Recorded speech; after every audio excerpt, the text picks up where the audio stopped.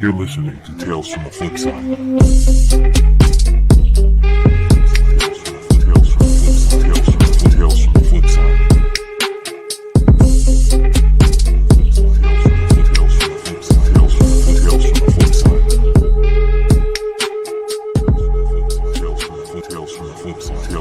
Tales from the Flipside. What's going on, everybody? Welcome to episode 135 of CBSI Presents Tales from the Flipside. I am Bryan McClay, chilling out here. It's finally starting to cool down a little bit. I think we hit 109 yesterday, so nice. I feel your pain, brother. I would just die. That's all I gotta say. I couldn't take it. Gentlemen, introduce yourselves. Jon Z, enjoying the Midwest where it's a pleasant 72 the past couple days. It's been very lovely. Yeah, P-Dub's here. It's 71 outside right now, so it's beautiful summer evening. But hey, I'm here, so I'm not driving in my car trying to connect, and all's well. Good to have you. Strings from tin cans and shit. Yeah. I tried the Nico version. Didn't work for me. I would never suggest that anyone model my behavior, period. Or your internet style. For Solid example, advice. just one example. There's so many more examples. I'm Nico, your weekend update correspondent with comicbookinvest.com. Oh, yeah. Author of the Weekend Update every Saturday morning with your Fruit Loops or Frosted Flakes or whatever the hell you're eating. Check out the Weekend Update on Comic Book Invest. I try to capture the market after we report about it on Monday and then give some of my ramblings. I hope you guys are reading that. If you're not, pretend like you are and kindly drop me a comment. It'll be good for my self-esteem. Or lack thereof. Or bad if they hate it, but either way. I want to say thank you to everybody in the chat tonight, all you live viewers. We appreciate you. Definitely, we see you guys' comments. You guys keep the show fun, and we like conversing live. Before we start, though, I do want to take a quick moment, you guys. I know community is a big thing for all of us, and it seems like this year has just been it gets worse and worse and worse. But over at Absolute Geek Podcast, we lost a big member of our crew over there. Our moderator and big fan of the show, Michael Stout, passed away unexpectedly last week. His father, husband, 3 young children. Yeah, this is the type of stuff you hate to see. But what we're gonna do is, if you guys have it in you or are nice enough to, or be able to give right now and able to help, when you do go to the GoFundMe page, which we'll put in the description below and put in the chat, let us know and leave a comment where you're coming from, whether it's the Tales family or the Absolute Geek family or the Drunken Chat family or wherever. Just let us know in there, and we're going to put you in a raffle. We're giving away a lot of books. We're going to give away some books on Absolute Geek. We're going to give away some books on Drunken Chat. Gary Nusser has been nice enough to put in some books. A lot of people have put in a lot of books. Lucas and Mel and everybody has helped out. And I think Kyle's giving away a Spawn Alamo Draft House variant, one of the 300 Spawn 300 variants that were so hard to get. I think I've got some books given away. I'm going to be giving away a Silk book, some of these Witchblade variants. We're going to be giving away a lot of stuff. So just if you guys do give to the GoFundMe account, let us know where you're doing, where you're from, and that you're part of the comic community, and we'll get you in those raffles, and we appreciate it. All right. No idea. I'm sorry to hear about that, man. Yeah, it is. It's a bummer, and it just keeps getting. It seems like this year keeps getting worse. So I'm hoping that one of the bright points of this year has been how strong our community has gotten. I know people hate it because I say it so much, but I think it's such a big deal to have a strong community of like-minded individuals that just enjoy helping each other And I think that's kind of what we're doing in the comic community. So very cool. All right. Other than that, gentlemen, how was your guys' week? Everything been going good? Excellent? Good? Bad? Nice holiday weekend. Relaxing. Got some yard work done. Happy wife, happy life type stuff. I felt like there wasn't much going on in the comic world. No, it's been pretty quiet this week. I think, it's just a holiday week, man. Everybody's taking it easy. Yeah. I think the last news I heard was the positive test for Batman, the Batman set for COVID. Yes. Wow, that's a big deal because that's going to set them back even, and everybody's so stoked for it. They're shutting down completely, right? It's going to be at least 2 weeks probably for him. Or more. So first it was The Rock, his entire family. He just posted today that he's recovered and is his family. Yeah, and now Robert Pattinson. It'll be interesting to see whether or not they start back up again in a couple of weeks after everyone's been tested and quarantined. I'm no COVID expert, but my understanding is that kind of the standard of care is that you got to wait a little bit to get the test.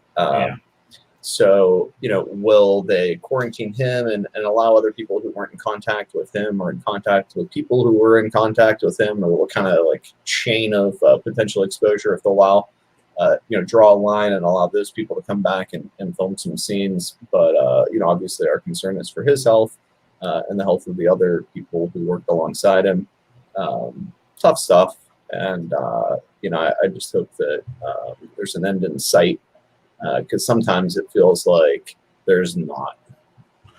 Well, I was watching something, and one of these big movies, I don't know if it's one of the comic book movies or an action movie, like rented a cruise ship to just rent out and have everybody basically enclosed, like they're doing the bubble theory. So, I mean, Hollywood's getting creative. If you got the money, I mean, Right. Why not? I know that a lot of people were mad. I think was it Bezos or no? It was some big record label owner. Maybe I don't know. He basically has just been sitting off in the middle of the ocean in his massive yacht since this has happened. And he's like, I'm not taking any chances. Yeah. So, anybody go see New Mutants? We over 4. I heard it was okay. It wasn't great, but it wasn't terrible. Right, and I think it's fair to say fanatics. Anyone go see Tenet? Nope. I've heard it's certainly fair to say that Bryan and I are definitely fanatics. I don't know about you guys, but I mean, dude, I am looking forward to seeing that movie. And I was talking with my podcast co-host Keith, who is a huge Christopher Nolan fan, and we were both like, should we go see it? And we're just like, I don't know, is it worth it? Is it worth it? You know what I mean? So, but that's just kind of like indicative of the trend, right? Like here we've got 4 people who are diehard fans. We're not going out for whatever reason, waiting for him to come on TV. It'll be interesting to see how The Mandalorian is received here at the end of the month. Real interesting to see, are those comics going to go bananas? The Boys Season 2, I watched the first 3 episodes. They're exceptional. I got through 1.5. I'm behind. I was out a bit, so I'm ready to finish them, and I may after the show. Well, I got through 2. Yeah, I got through about 1.5 too. But I will say, I thought before I heard about the news, I thought exactly what everybody's angry about with the rollout schedule. They should have just put them all out at once. What are they thinking? I think they're trying to build. They're trying to build excitement. Like it's already there. I was actually going to say I think it's a good thing. Everybody does it in a week and they forget. Like I finished Umbrella Academy in 6 days, and then nobody's talking about it. But you know what? Now Boys is going to be on the radar for 10 weeks. Absolutely. And or 8 weeks or whatever it is. It's one of the reasons why I've been so hot on the Marvel TV series because of the slow burn. It's one of the reasons why I've been really excited about The Mandalorian. It keeps excitement up. we are in like these spec cycles that are like Seconds. 6.5 days. And I think that this is going to be different. I'm really interested to see whether or not the Boys is going to have particular standout issues, whether or not, God, what is her name? Storm Nazi girl. Chaser. Storm something. God, it's been a long time since I read those comics. Whether her character will have a breakout book in the comics, whether or not the Nazi predecessor guy, whatever the hell his name is, if he'll show up this season. I don't know if they've cast him for like flashback scenes. You know who I'm talking about. It's probably been an eon since you guys have read the Boys. Yeah, I haven't reread it, but man. the point is, I guess more generally, whether or not there will be the impact of like single issues exploding in value because people will have an entire week to chase those characters' first appearance. Stormfront. Well, and it's also, I mean, again, thanks, Steve. Why did Walking Dead? Because people talked about it week to week and waited. Same with Game of Thrones. And then some of these shows just burn. I mean, Netflix, it's great in a way, but it's also like, man, it's done. We watched it in a weekend. And now we've talked about it, and we're going to talk about the next thing that drops next weekend. And if Amazon excels with this model, will Netflix and Hulu and other streaming services that drop an entire season at one time model their results? Well, you know what other show they tried this with that just didn't take off was The Tick was the first one to do this. Okay. They did actually 2 partial seasons and kind of rolled it out 6 and 6 or something, and they tried it. I mean, that show just didn't have the hit that Boys was, but I like the idea. It makes us think about it for more than a day. You know what's kind of sad though? I hear more people talking about a show that has been out for years than I hear people talking about The Boys and Cobra Kai. That show has been out for years, and they're just now watching it, and more people are talking about that. More people have been talking about that to me than The Boys. Because Cobra Kai is it's part of the cultural nostalgia lexicon. Thing. Yeah, it's not. I mean, it's not huge, but it's been around forever. It's also had life on the YouTube for a while, so it's not new. So people that didn't get YouTube are telling their friends, "Yeah, you got to really watch this now." Yeah, Body Bag Johnny is from St. Clairsville, Ohio, and I got to hang out with him a couple of different times. God rest his soul. He's deceased, but was a super nice guy. Yeah. All right, I say we get into some of the market report stuff real quick, because there's a lot of stuff that I think that we can talk tonight about the craziness going on in comics and sales and what's hot and what's just it's crazy. But all right, so I'm just gonna go through these and let you figure them out there. All right. Z. All right, let's start with the one we were just talking about, because this is an interesting one, and I think it'll be a good one to start with. All right, so this one, Nico and I we're still trying to figure it out because it's real confusing on the census exactly what's going on here. But these are the Batman Beyond newsstands. List is very fine and very fine near mint, selling $500 and $600. I can't. There's no newsstand on the census. We can't really quantify numbers on that. But first print, there's 640. 236 of them are 9.8 and 203 are 9.6. So, 450 of that 640 is 9.8 or 9.6. That has a cover date of 3 of 99. Now, in the census under Batman Beyond, and I get a little lost here because there's a lot of different versions. There's one that's 11 of 1999 with 47 copies in the census, 12 and 9.8. And then we get to this, we are arguing about this Batman Beyond Special Origin issue that has no number. One of them, which is this, I believe the 6 of 99 printing, is the one with just the clear box that comic shops could stamp in. One of these is the 6 flag issue. And one of these, the 7 of 2000, is the third print, nothing on the cover, no barcode, no logo, no nothing else. That still means there's a fourth or a fifth one. I'm not sure exactly what that is, or if there's things on the all white box. No, the all white box is this Batman Beyond Special Origin issue. Can you share your screen there, Z? Or what are you looking at? Can you give me the link? Hold on. Yeah, I'll share screen. Because this is interesting, because this is something that we can try and figure out right here. We got a lot of people in the live chat tonight. We got a lot of people that are might be able to help us. Here is Special Origin issue, which I had always believed to be the one with the white box, which had either stamped ones from the shops or unstamped ones. Seems fairly plentiful. I've gotten 10 or 20. The first one's Six Flags. The second one's the white box. The third one is no box. Click on them. Which is this one, which you were saying is the third printing, no box on it. The other two say promotional.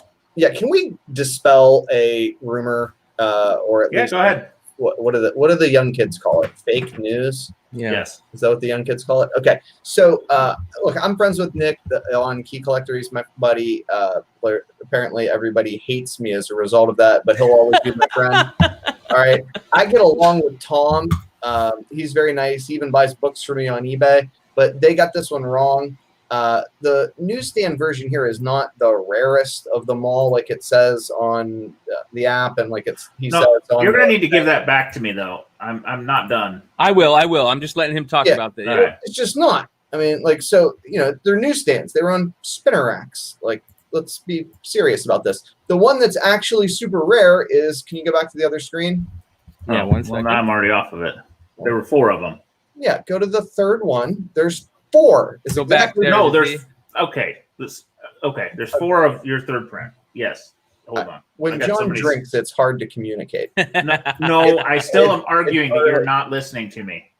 Well, I don't. Fuck. I lost it. There's 4. And you're happy. There are 4 copies of the third print. It says third print on the CGC thing. Yeah. But what I am saying, they gave it out at KB Toy. Good luck. What I am saying is we have communicated those 3. Which are the other ones? What confuses me now in Batman Beyond, not the Special Origin issue, Batman Beyond 1, 11 of 99, and 3 of 99. Neither of these dates are in the Special Origin issue. So what's this 11 of 99 then with 47 copies? That's the newsstand, I assume. No, the newsstand would not be 6 months later, and it wouldn't be separated out. So what's that? Are there 5 distinct issues? Or is it a census? Add a photo. Census goober, and this is also the Six Flags or that Special Origin issue, and they don't know what the hell is going on. It's just confusing to me. It could very well be there's only these 4 we know of, but the census is misleading then.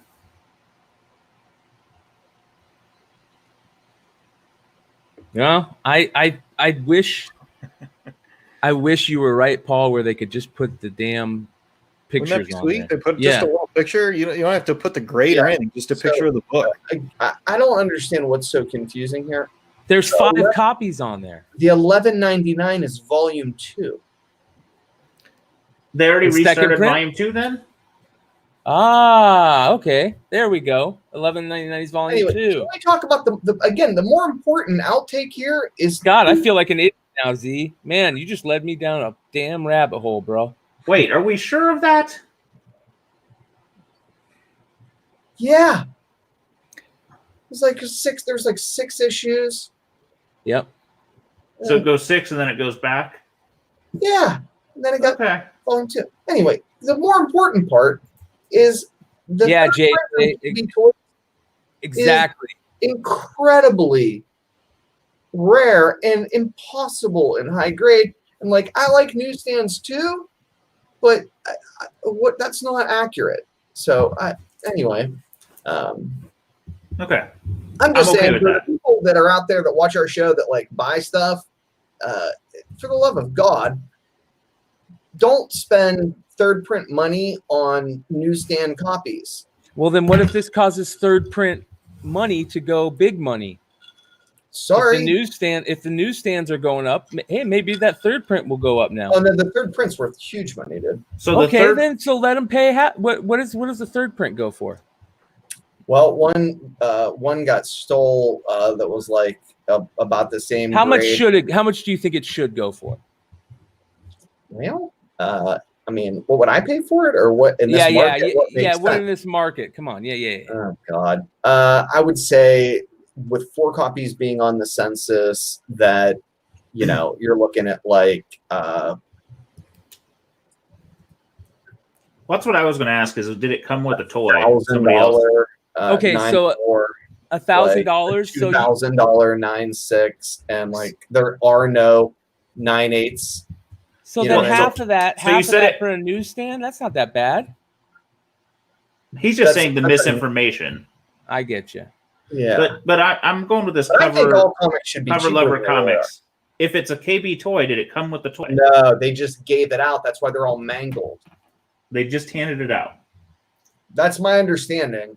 I don't remember getting one. I mean, by this time I was in college and I was not buying comics. I always remember the Six Flags.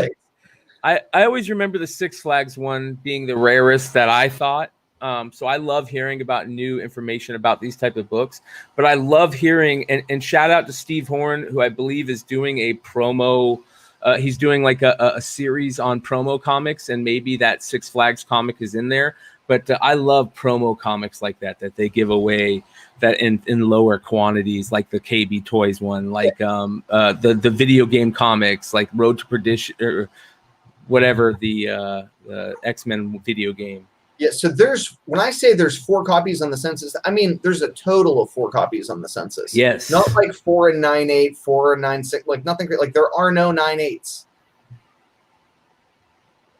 There's 4 copies. There's like a 9.6, a 9.4, a 9.0, and like a 8.5. I think. So did these jump in price because of what Tom and Key Collector are saying, you think? I don't know. Did they report on this being a big book?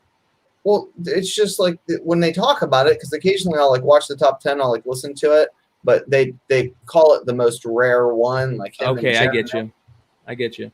Well, I like this book. I've always liked this book more than any of the other books. This is the book that everybody, in my opinion, should be going after is Batman Beyond #1. Whether it's the newsstand, the third print, the first print, I don't care. This is the book that I think people should be, in my opinion, should be going after. I like the other ones. I paid $200 for a third print that was mangled and had a detached cover. If that's how much, right? And you guys know I don't pay a nickel for anything, as you can tell from what you know what I mean. And that's for me. They're tough. I like this. Dre the Collector says the all white box is a limited number issued out to comic shops. Correct. So they can sample. Yeah. Cover Lover said there was a handout, but there may also be one that came with a 2-pack potentially, like G.I. Joe did in the early 2000s. And Steve Horn. Yeah. You're telling me. Why you got to tell me about that sort of stuff? I know. I'll waste hundreds of hours of my life, like 2-pack Batman comic book. Yeah. The next one on the list, guys, is all new Marvel now. Point 1, number 1, the first Kamala Khan, but the 1 in 75 and 9.8 sold for $2,600. Wow. Holy moly! Is this becoming the book? Is Point 1 become the book? I think it might have become the book. No, because 17-second print sold for $3,500 and routinely sells about $3,000. Okay.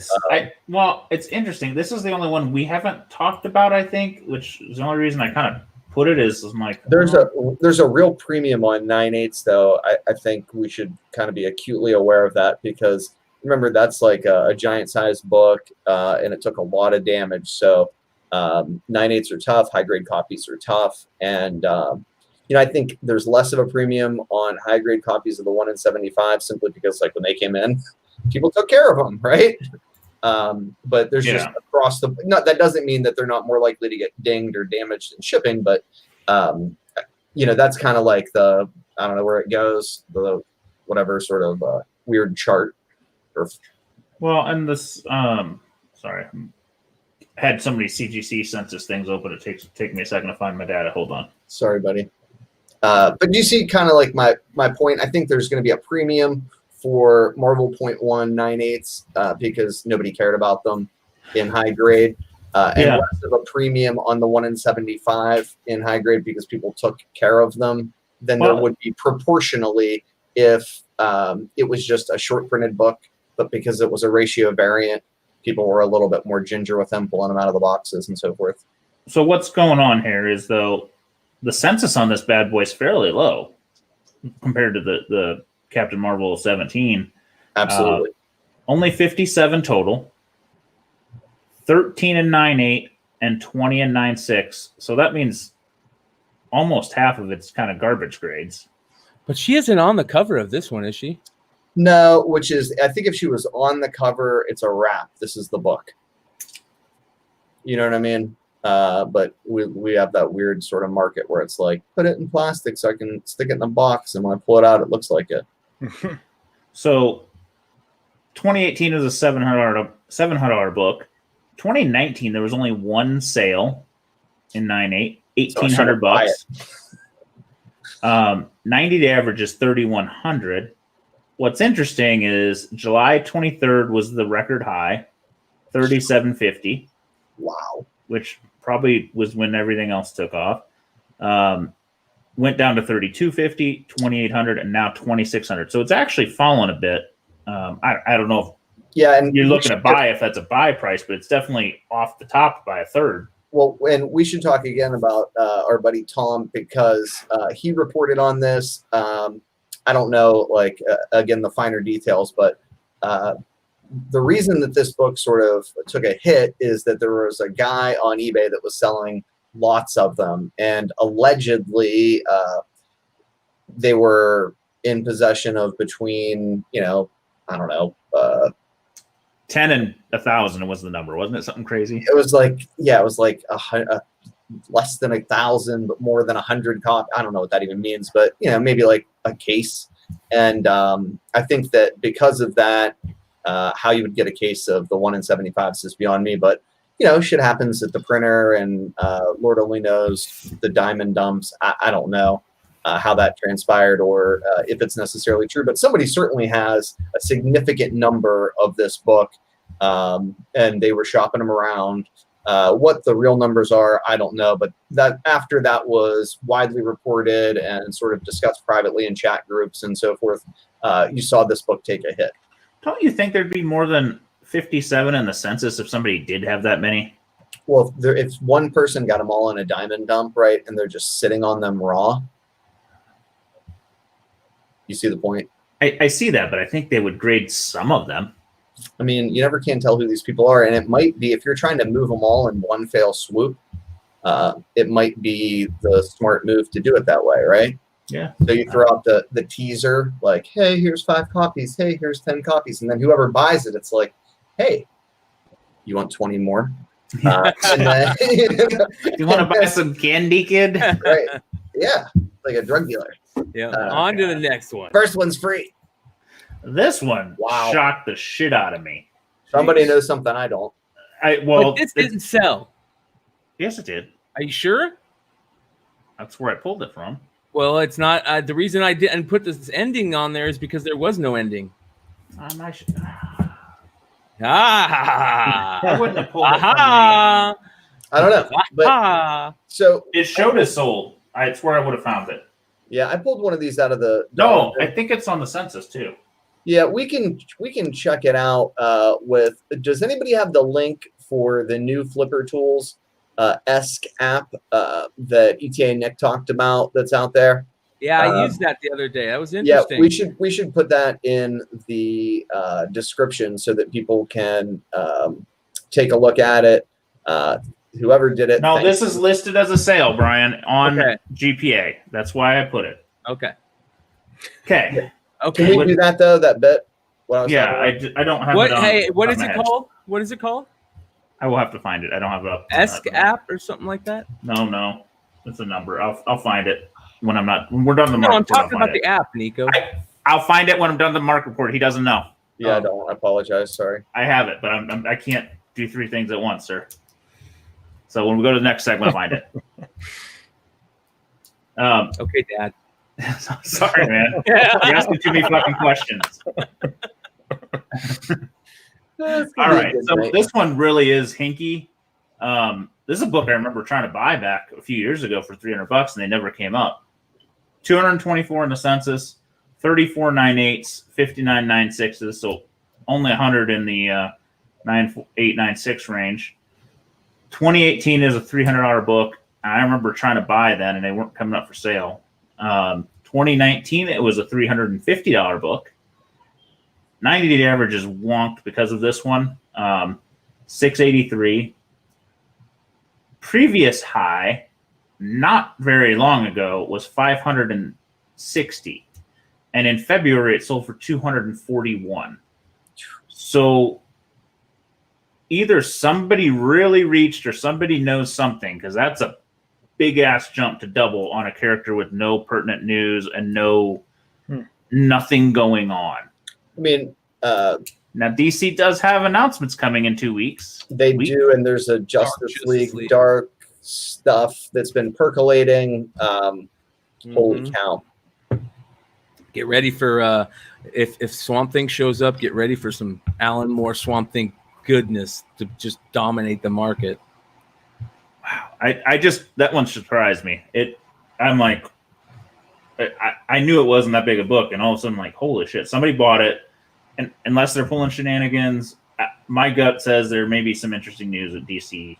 I gotta find my copy. All right, Teenage Mutant Ninja Turtles #1, second print. So shout out to Earl Morris. Is it Morris, right? Errol Molnar. Errol Molnar. Thank you. Shout out, brother, to you, because this guy has been talking about books like this going crazy, and people should be flipping these big books and putting money into books like this. And I think he was even talking about the third print being a book that you should go out and check after. Yeah. So shout out to him. Everything Turtles is through the roof. I only put this here because 2 weeks ago we talked about a 4.0 and a 3.0 second print selling for about $13.50 a pop. And I thought, man, that seems really high. So this 8.0 for $4,000, I still think I'd go for the 8.0 at that price versus the low grades at a third. It just doesn't seem right, like the right price jump ratio, you know? As a trend, you know, as a line, it feels a little off. There's a lot of that, though, right, with big books. I mean, we see it all the time. It's like people want the entry-level copy, and then you can get a discount for a higher grade copy for whatever reason. If you just got a couple $1,000 more dollars. And for me, it always keeps me from buying the entry-level copy, let alone the higher grade copy. So I'm like, I should just pay for more. Like, I don't want to pay that much. And then I buy no copies, and the book pops. And I'm just like, Cover Lover asked, does this affect the 4th, 5th, and 6th prints of this book? I don't know. I think they go off cover at that point, don't they? Yeah, they change cover, I think, with the 4th. Yeah. So maybe, but I think people want the cover. Maybe that's a good thing. Maybe the cover changes will make people draw to it as well. Yeah, I underestimate this book continually. I mean, TJ Vaith should kick my ass because we debated him buying a first print for $25K 3 years ago, and we were neutral on it. So I don't know shit about it. I underestimate it continually. So I will just let it smack me around like a bitch for another round. All right, on to the next one. Fantasy Quarterly #1, CGC 9.8, 19. Wow, this came out in 1978. Wow. Holy shit. First Elf Quest, Wendy and Richard. Well, anyways, sold for $710. Oh, boy. I got a buddy who's going to kick my ass. Yeah, it feels much lower than that. It should be. That feels like it should have been went for more, right? Well, it's a cheaper book. It's been low, and it's one that I've kind of like, it's been on my list of, ever see one, I'm going to buy one. If I ever see one, I'm going to buy one. And I never have. Because, I mean, this comic spurned hundreds of issues. And, you know, it's a small but loyal following, I think. Definitely more fantasy than comics, so to speak. But in the sense, it's only 311. I do not know what the original print run was. I mean, it wasn't huge. It was self-published. 9.8, there's 62, and 9.6, there's 87. In 2017, it was a $300 book, because I remember looking at it then. 2018, it was $500. 2019, it was $550. The 90-day average is $720 or $742. And then there was an outlier sale on GPA for $1,400. It didn't indicate SS, but sometimes it's not always right on that. So I'm gonna assume there's an SS or somebody really wanted one. But this one being at the 710 struck me as, well, I think it's finally starting to get a little love with all those other kind of late bronze, early copper kind of independent books. So I don't know. It was more just an interesting nugget for me. Book to keep your eye out for, because probably it's underpriced in a lot of places. So enjoy. Yeah, I have dissuaded a buddy from buying this for a good solid calendar year at the 550 mark. He's not going to be happy. It wasn't me? No. Our buddy Bill, who was on the podcast a couple weeks ago. Yeah, he likes ElfQuest. He's that age. These guys are a little older than us. I didn't read it, but it's always been one of those books I'm like, it's an interesting book. It's got a fan base. So I passed on it. I don't know if I regret it. It's not the biggest jump, but man, if I were a fan, I'd be a little annoyed. All right, here we go. Batman #1, page 2. This one is I wish I would have fucking seen it before it sold of the week. Yeah, speaking of kick us in the ass, wow. This is what happens when you don't look until after the sales happen, because there's so much to look at and you just don't know what you're looking for. Mm-hmm. But if you recall 2 weeks ago, a slabbed copy of this page, now it presented nicer, but we're already talking about a page of a comic book, sold for $6,300. So somebody got a more beat copy of the same page for $1,000. It feels like a goddamn theft. I don't know. It looks so in such bad shape that I feel like but think about that. I think the bad shape adds to the appeal. I would have paid $1,000 and not even thought about it. Yeah, think about that in a slab. How beautiful that's going to be, or in a frame. In a frame, it would look dope. Not in a slab, but a really dope frame. Yeah. I just think, oh man, a sixth of the price for one that doesn't look as nice. Yeah, okay, but it's got patina, you know. Yeah, it's not like you're missing it. You're not missing a chunk. You're not. It's got some discoloration, but it's still there. Probably fake. It looks like something that's fake. I hope not. It looks like something you'd see in like a cool movie scene, like floating in a puddle. That's where I see that. I don't know. Could it be fake? Sure, but I doubt it. Yeah, I don't know. Anytime I see something like that coming from the card world and remembering people used to like go get the fake T206 ones and then like, you know, try to age them a little bit and sell them. And that's how you try to age them, is by making them look shitty, you know? Anyway. Yeah, I'm not saying there isn't a chance, but I just feel like it's such an odd thing to do. Yeah. What up? Shout out to the homie in the chat tonight. Chuck is in the chat tonight, I believe. He is an owner of this book, and it might be a 3.5 or nice. Better. Yeah. It's actually getting ready to go to. It's going in a second set to Sean here shortly. Is this your guy with the big set? Mm-hmm. All right, congrats. Good book.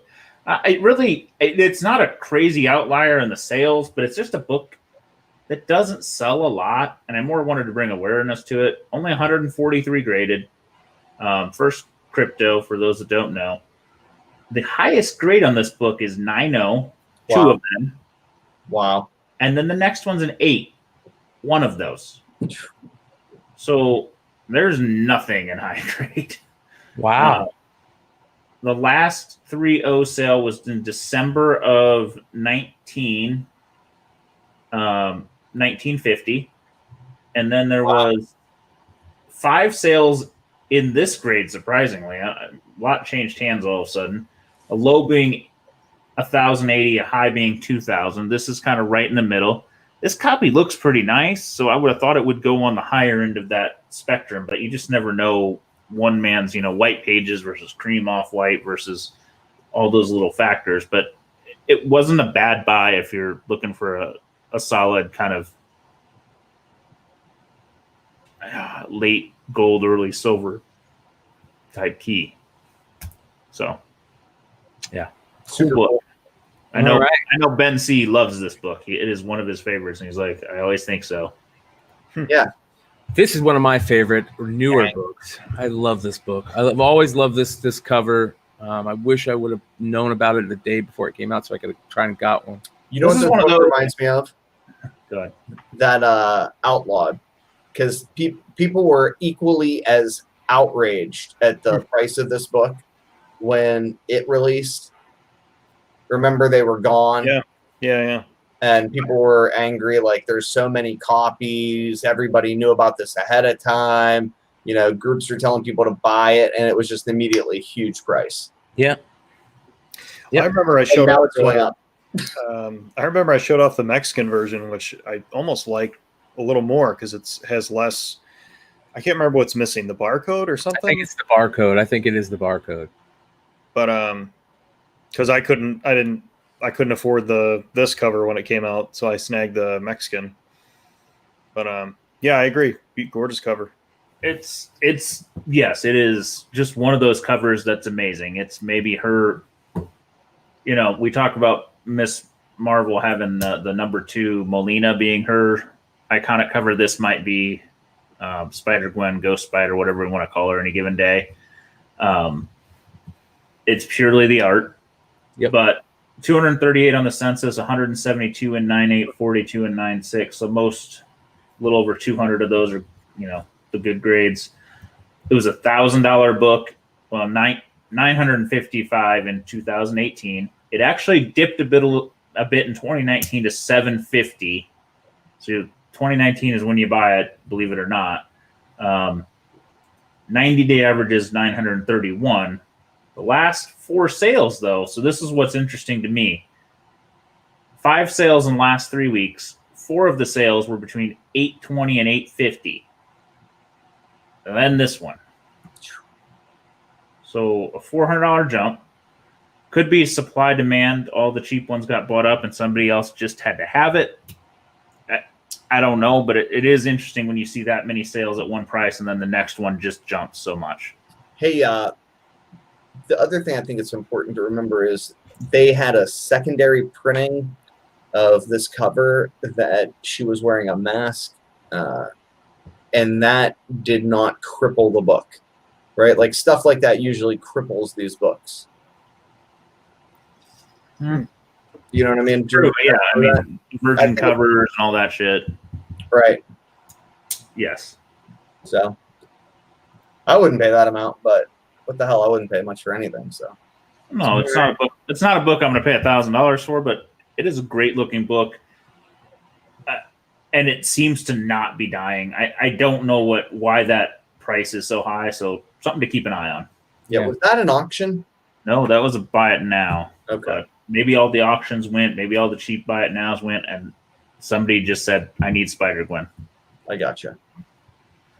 Weird Chills #1. Creepy ass cover, zombie blood transfusion, Weird all doctor. that stuff. Bernard Bailey cover, nuts. Pretty book. This is one Nico and I both kind of watch auctions and or at least look at the results and we shoot each other a list. This was definitely on both of our lists as one of those you just don't see a lot of. Oh, it's beautiful. And it's listed as very good find. I actually read the details on this one. The reason it's listed in the graded is there's some water staining on it, a 1 or 2 inch stain that you really can't see from the front because it's so dark, but inside you can see a little bit. So yeah, it's all about eye appeal. I don't know where it would grade with CGC. Don't know if you can get any of it out, but it looks hella nice. It looks better than a 4 or 5. Absolutely. Yeah, and I think it's actually going to undergrade, and that's probably why they sold it raw. Correct. It's one that maybe in a slab, if you want it there, great. But if not, it might be better to just keep it in a nice Mylar and call it a day. I think so, dude. It's awesome. Not a lot of sales data just because there's not. 46 in the census, only 41 blue. A 6.0 in July sold for 27 and change. A 5.5 in August sold for 2,000. And a 4.0 in August sold for 1,200.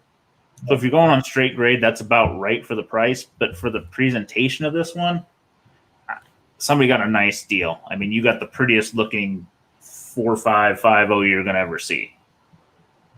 So, congrats. Yep. There's almost nothing visible. Don't you think it's going to grade a little lower than that? Maybe. I do. I think that's why I'm like, don't slap it. Yeah, exactly. But I mean, if you just look at it from the outside cover, man, it looks like a 7. You get a check mark from CBCS or a sticker. Yeah, something. Somebody give you a sticker. All right. We talked about the Molina and the Spider-Gwen Lee variants. This is kind of the Chavez version. The Adams edition. This one a little cheaper than I thought it was going to go. Well, but it's still the highest sale. Absolutely. Double, triple, maybe. 59 in the census, 46 or 9/8. $200 book in 19, $130 book in, 18 to 190. 19, you could have bought it cheap for $130. Wow. 90-day average is $275. January, you could have bought it for $170. August, you actually could have bought 3 copies for $200. August 11th, there was a copy for $375. And then this one on, I think, Sunday. Probably Sunday. Nice little jump for double. I want this. Yeah. I didn't want this before. I want it now. I'm telling you, I remember the original art selling one time, and I went, "Man, that's the book I should have bought." And I'm like, "No, this is stupid. This is dumb. Why would I do that, dumbass?" Yeah. Beautiful book, beautiful cover. If nothing else, it's beautiful Art Adams work. Oh boy, here's your book, buddy. I didn't even know about this book. Neither did I. Somebody talked about it. I don't know if it was on the Facebook page or IG or something, but he mentioned it, and I was like, what? Invincible returns, #1, the black and white sketch cover. This is the first appearance of Grand Admiral Cragg, pronunciation. Tough book to find. The guy was talking about it, and I had to do a little more research on it, going, how tough? Grand Regent Thrag. There are 7 in the census. Yeah, I've never seen it before in person. I knew about it, but yeah, it was one of those like, oh, so rare you don't even know it's on the list. 3 are at 90. Out there. How did you get it? I don't know. Yeah, shit. Sorry, Me neither. I don't have anything. Okay. I couldn't find it with an easy search. Only 2 GPA sales. A 9.4 in like the early 2000. I'm sorry, 9.6 in 2003 for $100. Wow. And this one. Oh boy. Why is this so hard to find? I don't know. I didn't even know about this series. Oh yeah. And it's always misfiled. I always look for it. I knew about the book, but I didn't know. I always thought it was like a ratio or something. I'd never seen like a sale. I'm trying to think where I learned about it. That's what I thought. It was like some weird variant. Probably or something. Jimmy. Yeah, I don't know. Maxwell's saying a 1 in 50 on it. Was it a 150? Okay. Which, this was kind of it's far into their run. It's not like it's an early book. So people may not have been buying Invincible at that point. I mean, it's always been kind of had its following, but there's definitely a lull in the middle. Yeah. Oh. I love this book. I was talking about it with Drunken Chat. I think I talked about it on the Hot 10 too.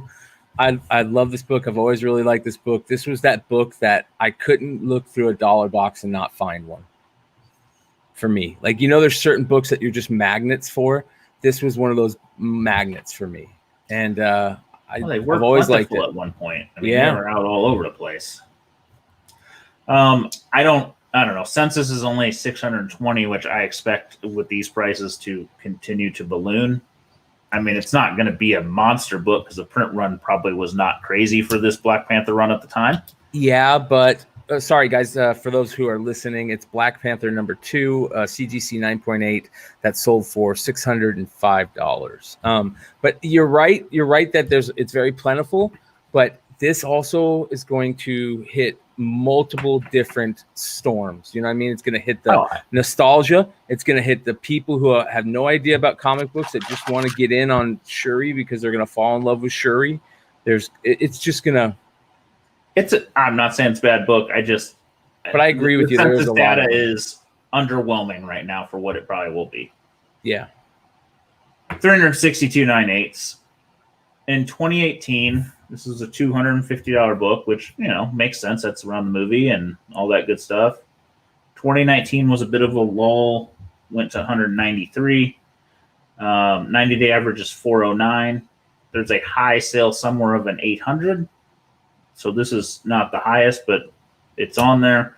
And a 9.6 will cost you about $300. So more just information on that one. Yeah.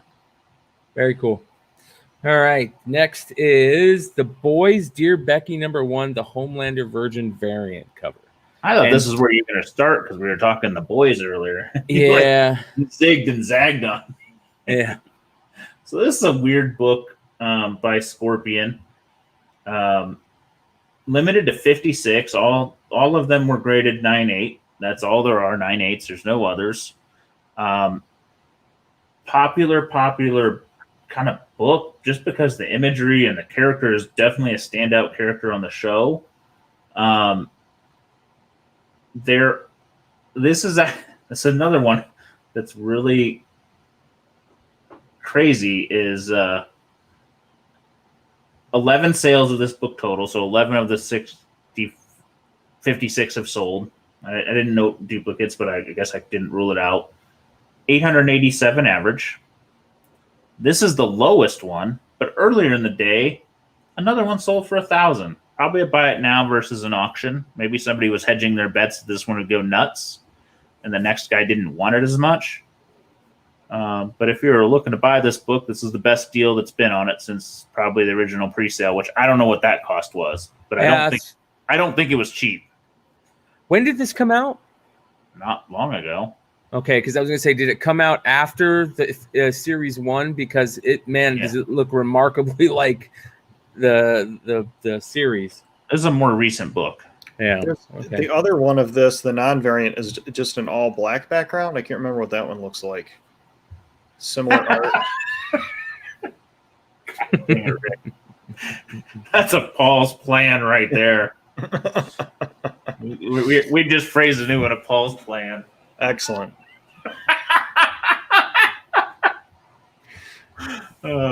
Take a slab, make it a that makes sense actually in light of the Young Avengers 9.5 logic.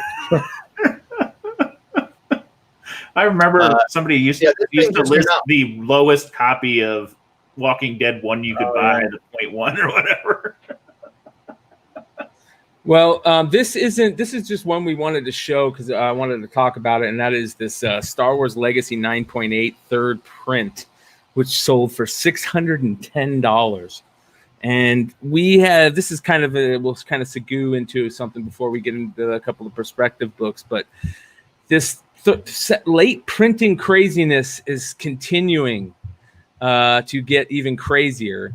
And here's a perfect example of these late printings just going for ridiculous money. Star Wars Legacy #1 third print, which I like this one. I'll be honest. I like the color scheme better on this one than the first and second. But maybe it's probably because my brain is telling me, no, you want it because of FOMO. So I just, I don't know what these second printings, don't get me wrong. I'm going to find some and sell them if I can, but I just don't know. Are they something that we should be thinking about putting some in our PC, even if they're not our favorite characters, you know, or is this something that we could hedge some bets around money wise? I'm waiting for Nico to jump in on this because I could see the smile. Just, I'm going to explain it all when we talk about the spec books. I think I cracked the code. well, let's do that then. Let's get into the spec books then, and let's not keep them hanging. Man. Here we go. Here we go. I'm gonna go refill because I Okay. feel like this conversation needs a refill. So you talk spec books and I'll be back. All right. All right. So, Red Glove variant of Beavis and Butthead #1. Find these in the wild. I have no idea how many copies you're going to have to look through in order to find them.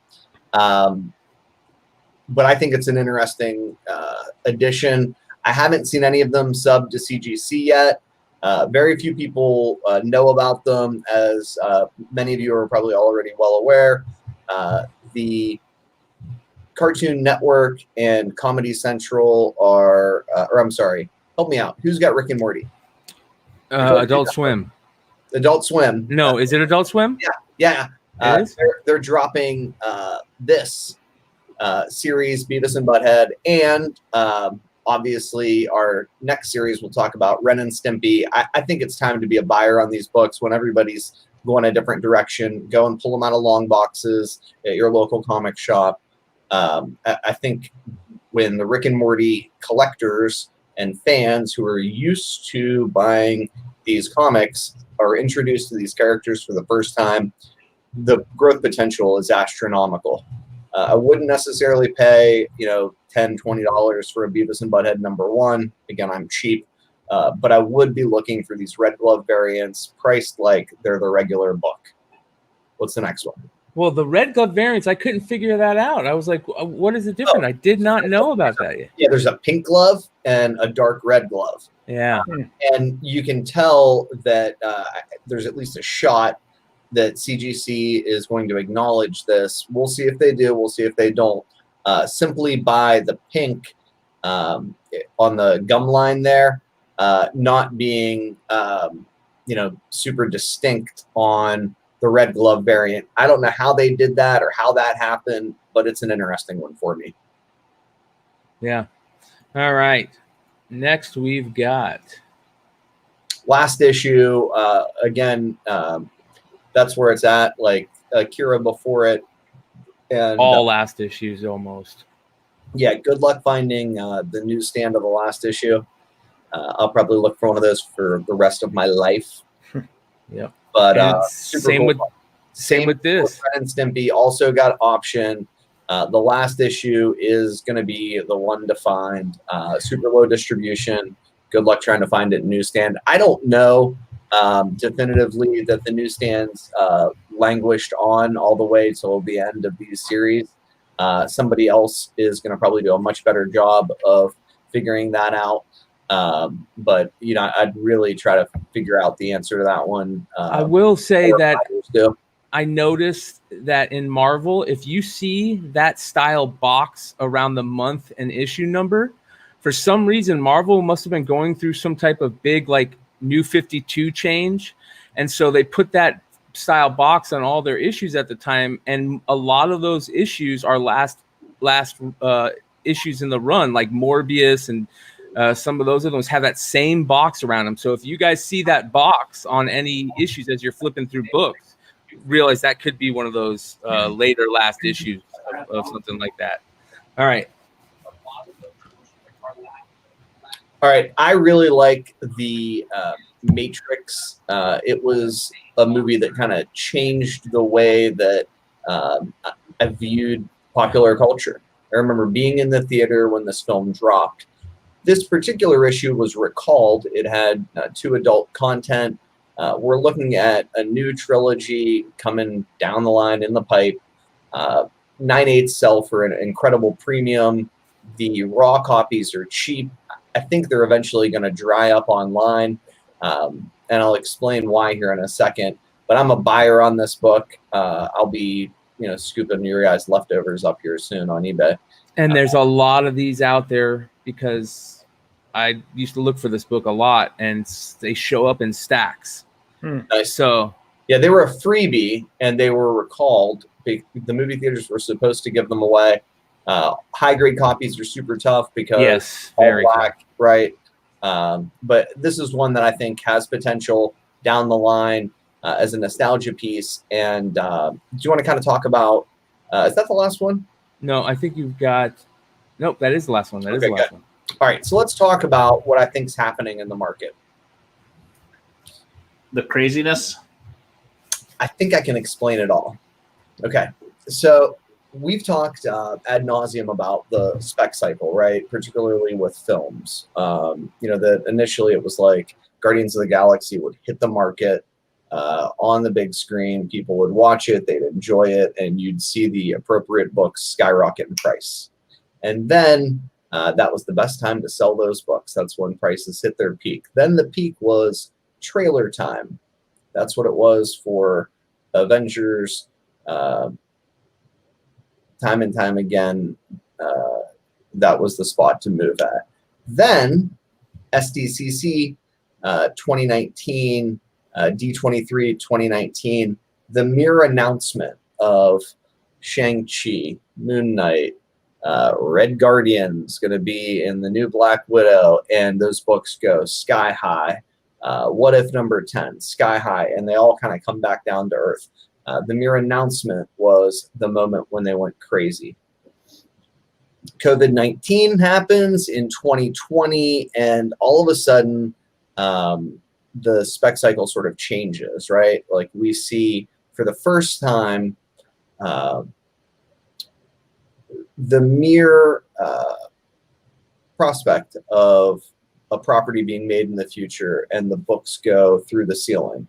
Null, Miles Morales, Spider-Gwen, Blue Marvel. The list is too long to really name, and nobody can kind of understand it.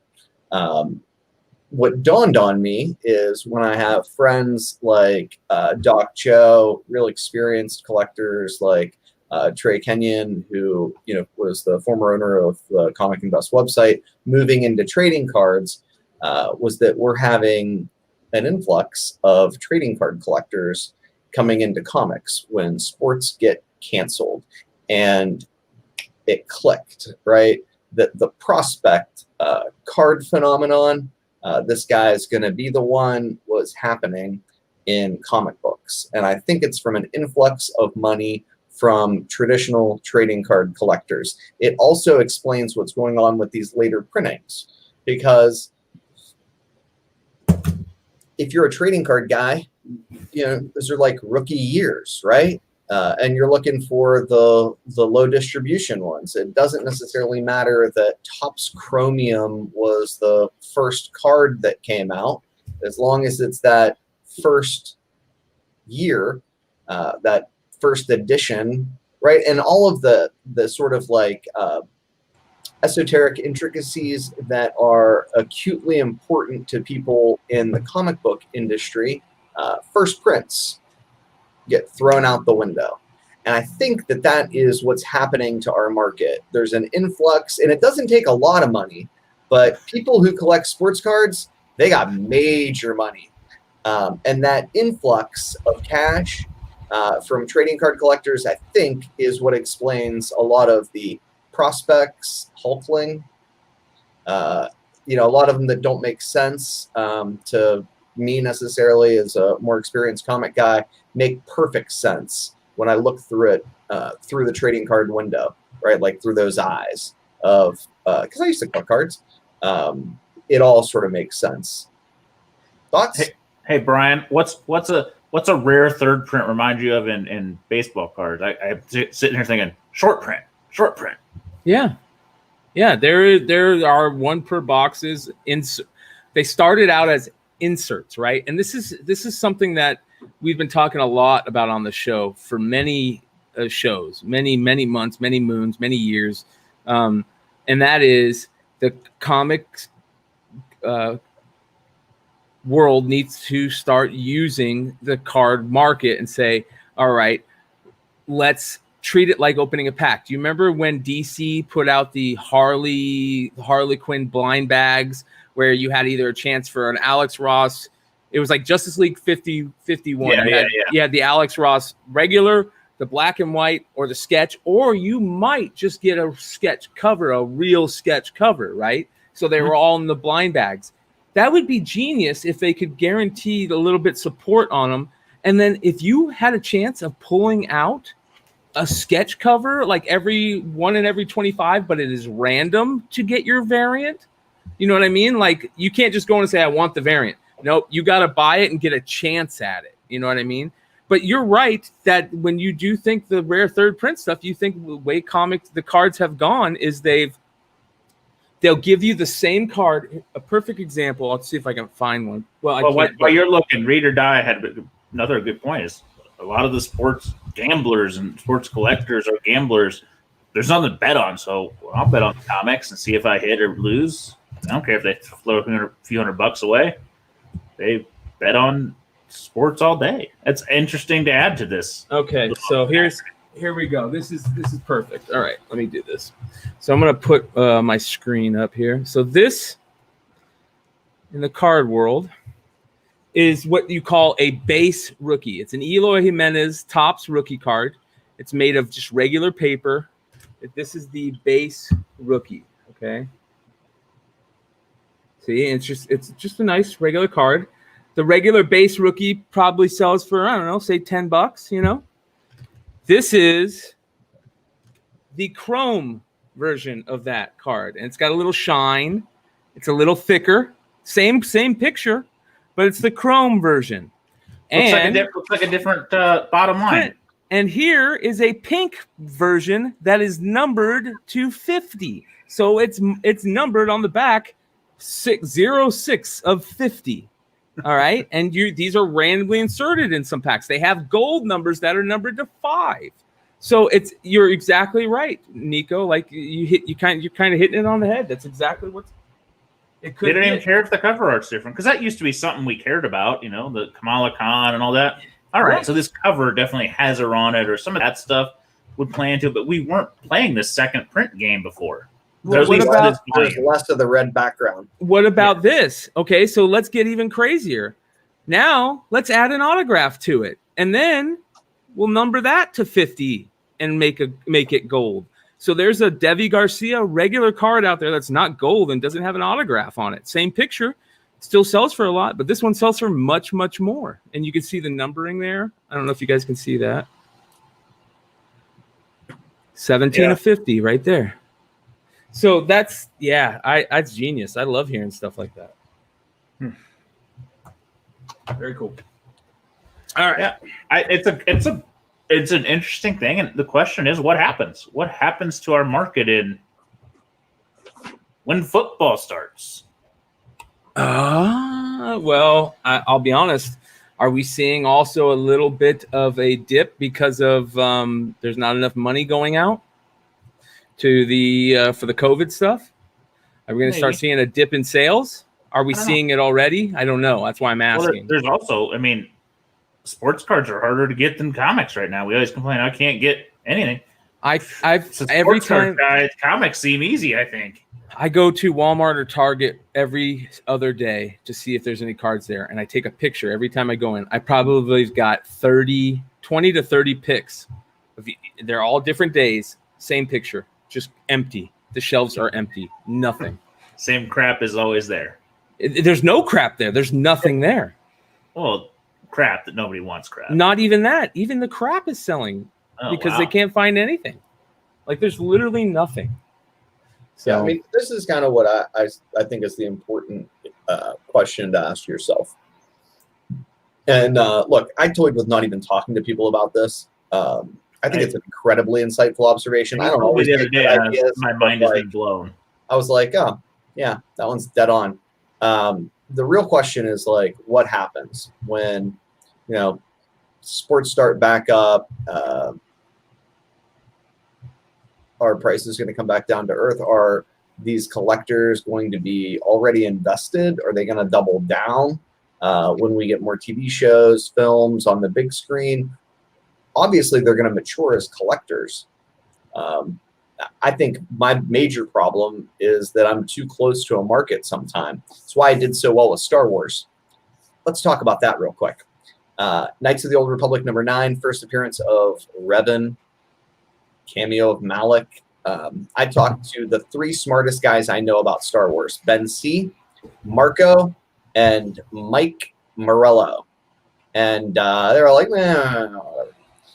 I could have bought them for like $400, $500. They're like $4,000 now. What I didn't appreciate was that my insight, knowing nothing other than what I kind of figured out, is basically where everybody else is at. And that other people who were just getting into this were having the same sort of like rookie conclusions I was making. You know, a lot of what hurts us.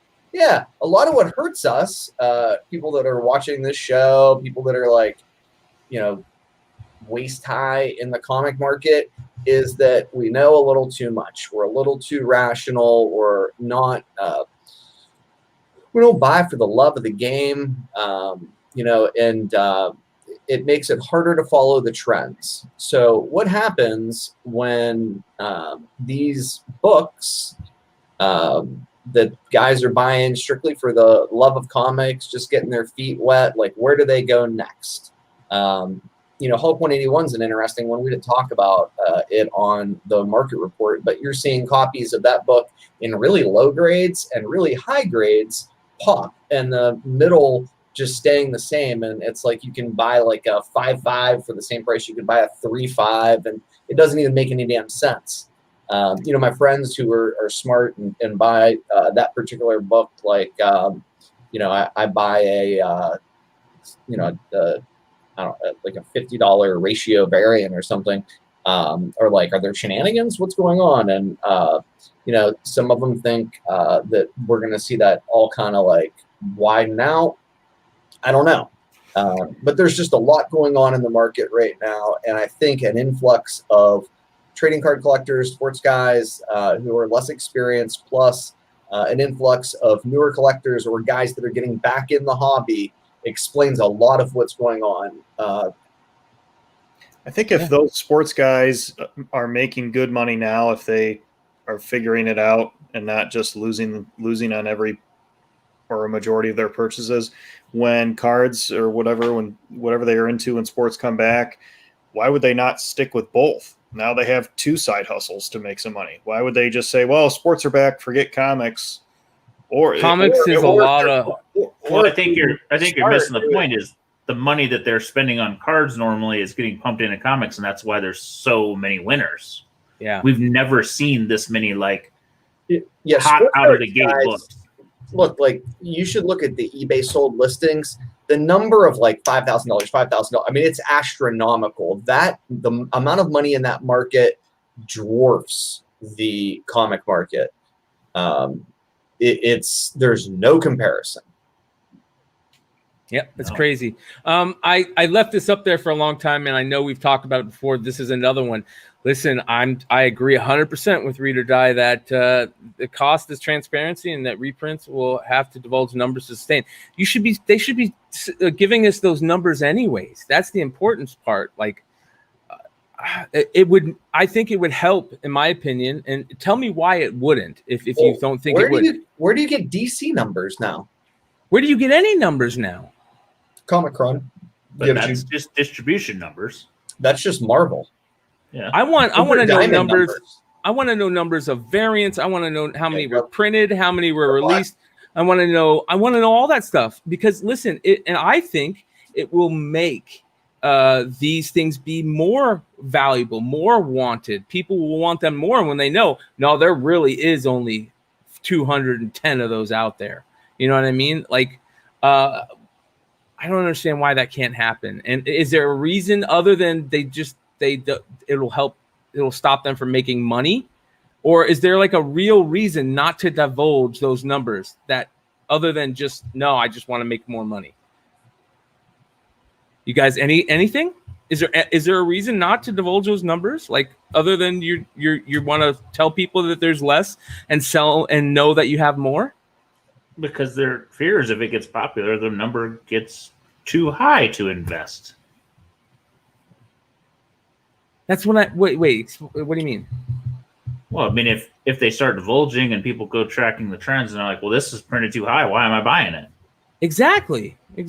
That's what I mean. It sounds nefarious. The only reason not to divulge the numbers to me is sneaky. That's why I'm asking. Like, if there's anybody out there that's listening that can tell me a reason, like a real. It's not sneaky. It's the illusion of rarity. That's what all of fucking collectibles is based upon. That's sneaky to me. Collectibles is based upon assumed rarity. Yeah, I know. It sucks, man. Why is X-Men number 1? No, it doesn't suck. It's a good thing. I like that. 92 never going to be worth shit because we know how many there are. Yeah. Well, that's why we find Mark Jewelers, variants and newsstand variants and Canadian price variants, Australian price variants, because we know that those versions are rarer. We like rare things. We like, rubies and sapphires and shit like that because they're rare. Why is this dumbass chase foreign versions of everything now? Yeah, you're right. Yeah. Yep. All right. You guys want to get started? Just a shameless plug, though. Tomorrow, Matt and I are dropping part 1 of Star Wars 1977 Marvel 1. So we're going to cover first 6 books. That's going to be awesome. It's a big set. It's going to take 3 or 4 parts. Some really cool books. Let's see here. If we go over, is it? Do you already have it scheduled? No, I haven't picked the time yet. Okay. Well, make sure you guys go over to Tales from the Flipside's YouTube page if you haven't already. Most of you have. Check out all the other shows over there. There was a really good show, three comic Monty with Axel Alonso the other day. Tales from the Dark Side did a live episode about the craziness that did not happen at Star Wars Celebration and all the ridiculousness there. Modern Playbook had a new episode just released with Mr. Longshort talking about can you be a speculator and a collector in the same time. That was an interesting video. So shout out to the guys over there at Modern Playbook. So make sure you guys are checking out all these shows over there and tell them what you think of each one. And, can I talk about my show? Because it never really makes it. That's what I was going to get. No, hold on. I was getting there. Go for it, though. I mean, we just don't do a good job with it on the thing. By that, I mean I. It's Saturday, so the rest of us forget. I don't even know how to log into the YouTube, but Mikey Halperin is a beast. You guys see him on the con floor. You should just watch him go. He's a force to be reckoned with and pulls out big books like this one. Holy crap. He talked very candidly about the books that are in the Heritage Auction. Just some amazing stuff. We talked a little bit about video games that you could have bought in the last 20 years that are selling for thousands of dollars. Talked a little bit about some original art from Frank Frazetta. It was awesome.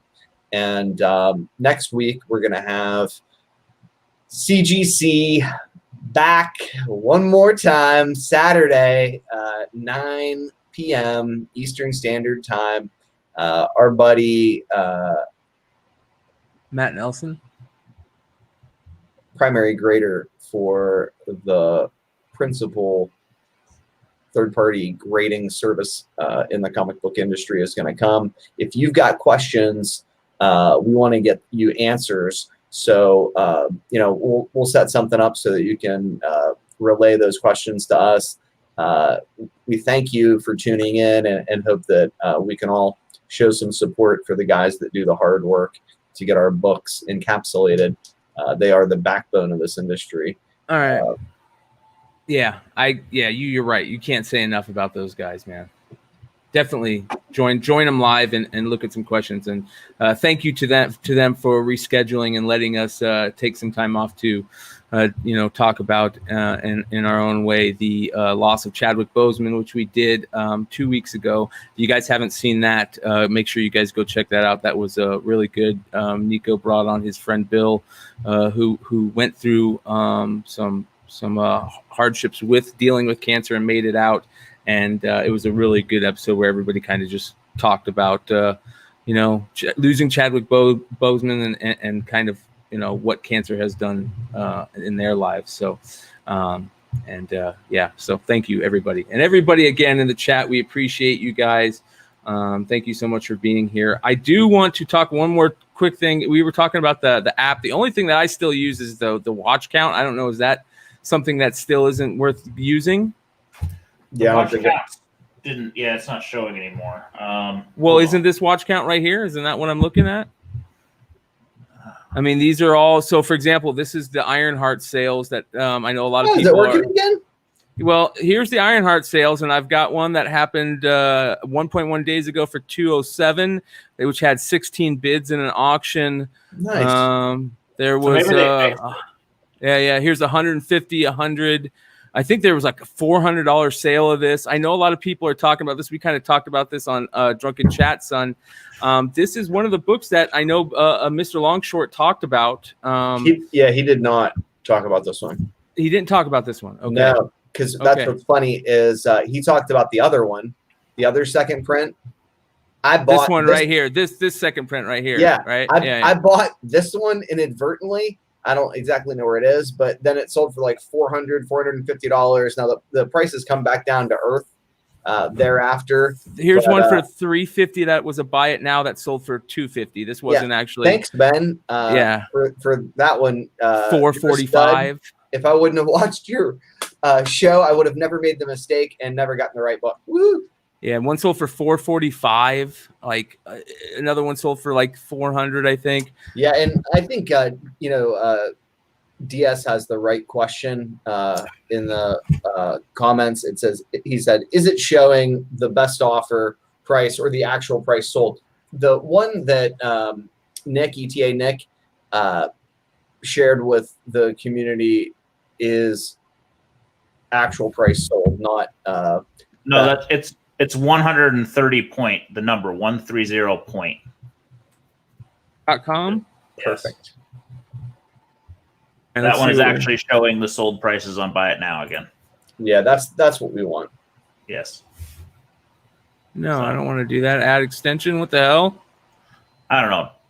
Just telling you that's what it was. Are you sure? No, let me look again. Hold on. You're about to extend your car's warranty. Maybe it's similar. Hold on. We would like for you to buy new health insurance. There's open enrollment for Bob's Healthcare, and we're gonna need your credit card number right now to save. Damn it! Now my shit's not working. All right.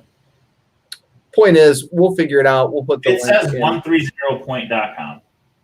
That's for cards. 130. All right, I'm going there. POINT. Yes. www. Do you want to play a game? So true. Everybody's trying to go there. So anyway, my internet's taking a crap. Sorry. Yeah, so is mine. So. Maybe thank you, Nick. And who knows? Maybe we just broke that website. Everybody's going. Now it's gonna die. We've killed it. Did you guys see that Superman Superman Prime is coming back, or I guess has already come back? He's in the new Teen Titans. He is the Dark Knight's Metal stuff. I think is what he's coming back. All right. There is a cover that we talked about on Drunken Chat last night that I want to show everybody. That just absolutely gorgeous, blew me away. Here we go. This thing is one of the best covers I've seen in a long time. And at first I really didn't like it, but it took me a little time. I had to look at it. Like the skulls are so badass on the bottom. Alex Garner. I kind of missed it. Yeah. Alex Garner. Just gorgeous. This is Death Knight's Metal number 4, the Superboy Prime variant. Just awesome. Pretty sweet. Yeah, man.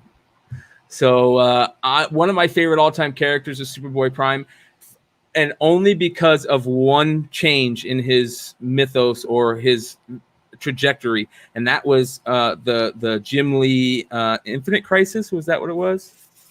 Where he turned evil and was just such a badass. And then when he came back in the Jeff Johns Green Lantern stuff, I loved when he was evil. I love how just super overpowered he is. He's one of my favorite characters that I feel like they quit using at all, but they don't use correctly. I look at him almost like the way John Kent should have been used. And that's also a reason why I like Damien, is because he's a little pain in the ass, but he's a badass. And I like that he's a pain in the ass. I like that you could tell better stories with a little bit of evilness in them. And I really hope that they start using this character more. So Superboy Prime is coming back. Badass character. So yeah. And I guess Prime has been in the new Shazam series. It's possible for him to be the villain in Shazam 2. Ooh. That would be surprising. Yeah. Yeah, so 130point.com is a legitimate website that's being used by eBay that within, 7 to 14 days of Nick announcing it has now been crashed. Son of a bitch. Yeah. Oh, well, shit. That was cool for a second.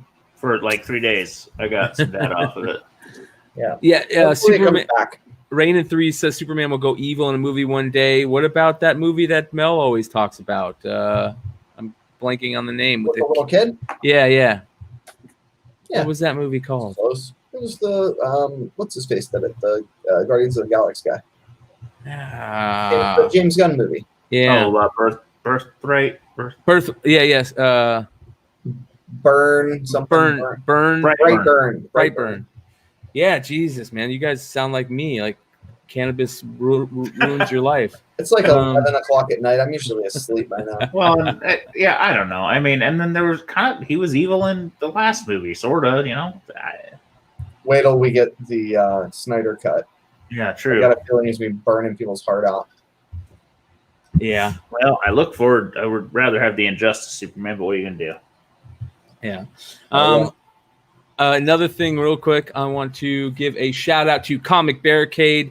If you guys aren't using Comic Barricade, or if you aren't thinking about using Comic Barricade, go check them out.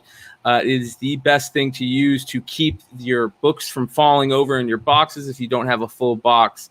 Very easy to use. A game changer in my mind. You can get 10% off plus free shipping if you use the code CBSI TALES. That's CBSI TALES. For all you degenerates out there, go get some cool things to keep your comics up, and also they do card ones too that they'll be rolling out shortly. That will be in another game changer. So that's comicbarricade.com. So make sure you guys go check them out. Solo Wookie, Drunken Evil Reeves. Nice. Yeah, that's a good reference. But where's Paul? We got to get Paul around because I think we got a special Paul's Problem maybe tonight. Yeah, can't wait. Yeah. So should we do pickups while we wait for him? Let's do pickups while we wait for him. All right. Anybody ready? I mean, I got a stack. I'm always ready. You ready? Let's go. All right. I buy crap. I buy too much crap. I think it's a 1 in 25. You with me? There's none on eBay. What is that? This is the Generations Ms. Yeah, Marathon 1 in 25. Yeah, that's a winner. Not on eBay anymore. Gotham Academy ratio variant winner. Mind you, I paid cover price for this stuff. I am part of the I paid cover price unless it's a classic book cover. Thanks, our buddy Van Dunby, smart as they come. He hipped me to that book. I like these Spider-Woman ratios at cover price too. That's number 3. This is number 2. I don't know if these ones are ratios or not, but they're J. Scott Campbell. Number 6 is out of a $3 bin. This is a ratio, the Spider Girls. I'm trying to think. So is this one ratio? Yeah, just because I don't think they're going to do Spider-Woman doesn't mean that I won't buy and sell Spider-Woman books, at least not the Spider-Woman that they're talking about. Craven ratio variant. We talked about this one before the show. This is a Planned Parenthood promo comic. Oh, God. What? That's crazy. Yeah, I don't know. The guy that sold it to me had some really hard feelings. What's it called? I don't know. I should screenshot it. But anyway, I was like, I know they do like prenatal care, postnatal care, but like they don't do like, what's the title there? Things, do they? Free the Progeny versus the Progeny. Prodigy. That's too many. No end. Too many jokes. Yeah, but anyway, so like I was like, Too many. they don't do like care for like adolescent children, do they? I was like, I don't know. And the guy who owned the comic shop was like, they're an abortion clinic. So I promptly purchased this, which I also found in his store. It's a Matrix embryo thing that they gave out at San Diego Comic Con. Oh God! Because fuck that dude anyway. I paid more than I should have for Revival #1. Okay. It was like $15, I think. I grabbed the Batman 6 combo variant. I believe that's the rarest of the combo variants. Where'd you get that? Did you get that on eBay? On the interwebs. God damn you! You outbid me, you fucker. Hold on, can I see that book again one more time? Which one? The one you were just talking The about. combo variant or the Yeah. Combo variant. Combo. You fucker. Combo Italiano. Yeah.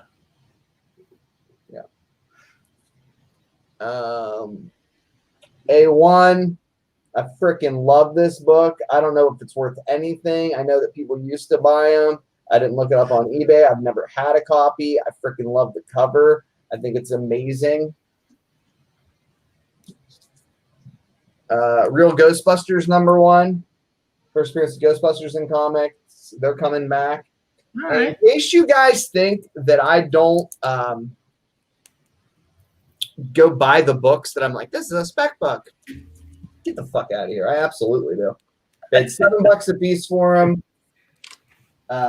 Yeah. And snagged these two as well. And I'm going to keep buying them until they run out on my embryonic stem cell matrix research tip. Done. I'm done. Nice. All right, Oh, Paul, do you want to go or do you want to wait? You were muted, Brian. What'd you say? You got a special pickups or an Paul's problem coming up? I do. I have this is my 8th wedding anniversary today, and my wife is going to come up soon and tell her favorite Paul's problem. So stay tuned. Oh, but I do have some pickups. I got this on the air sign. That's very nice. Cool. Somebody already commented on that. That's solid. I wanted to hang it up by like right on this part of the wall, but it just looked like a blue blob. It's kind of still a little blurry, but whatever. I got 3 pickups. I got to give a shout out to Matt Roybal and Robert Fordham. I teased him in the chat. Did they get you something foreign? No, I collect a. I don't know. I just got into it. It's weird, but I collect this author. I collect all his foreign books, all his covers, and I didn't know this one existed. I don't even know why. Someone was talking foreigns, and I stumbled upon it. So it shipped all the way from Korea, and I have to look up what year it printed, but I got it in the mail. So the series in America is Day by Day Armageddon. So this is the second book. There's 4 in the series, and they only printed #2 in Korea. So I just collect that series. But yeah, it's pretty cool. Is it in English or Korean? No, it's in Korean. Are you going to read it? No, I don't speak Korean.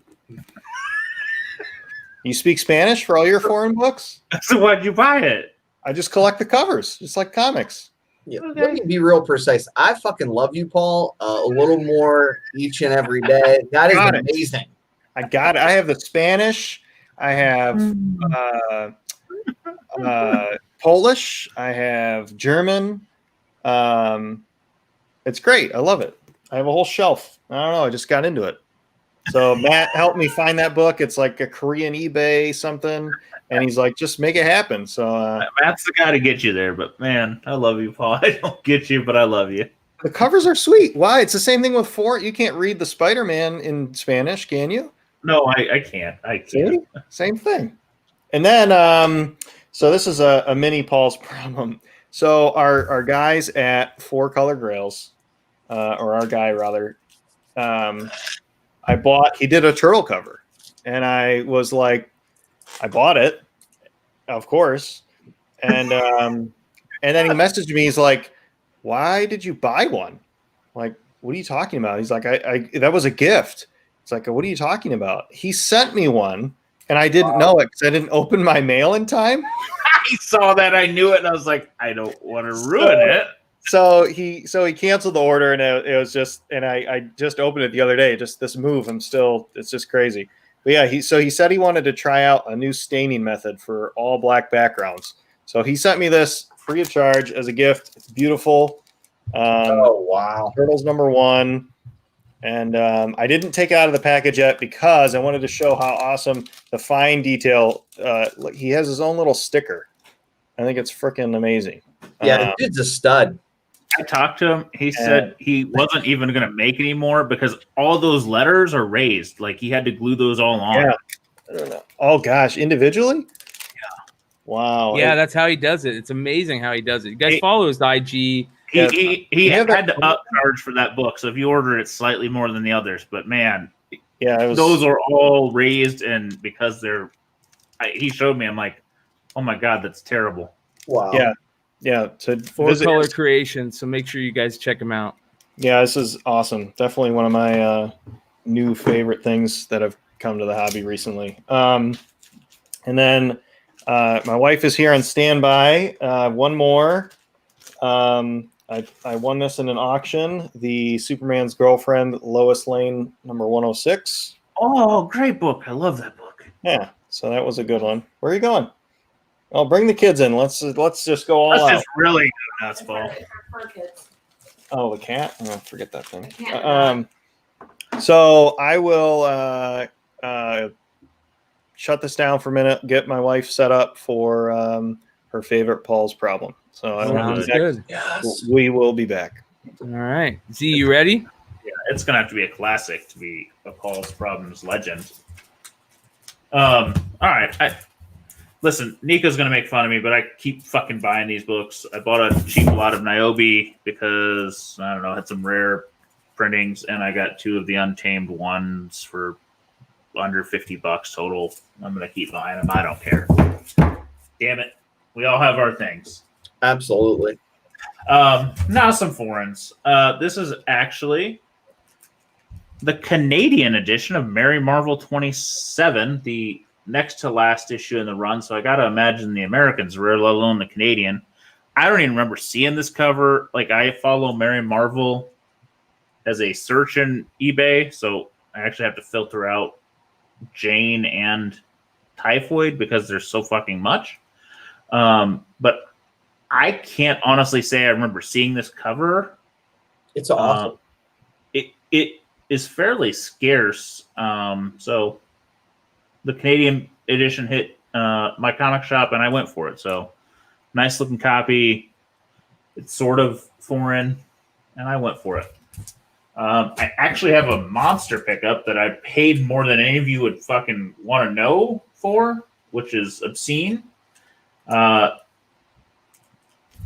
First print, Lebanese 227 Batman cover.